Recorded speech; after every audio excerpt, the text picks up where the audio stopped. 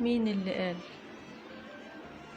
مين اللي قال إن الوجع بيعلم القلب إنه يرحم أو يرق؟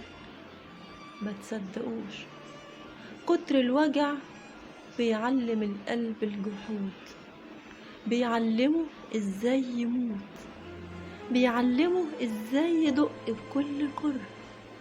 الظلم ضلمة تسكن القلب الحزين، محبوس في أسود ضلمته إزاي يلين.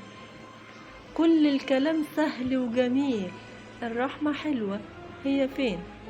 طيب ومين يرحمنا؟ أنا من كام سنة كانت دموعي حنينة تنزل يدوب من كلمتين، يصعب علي المظلومين.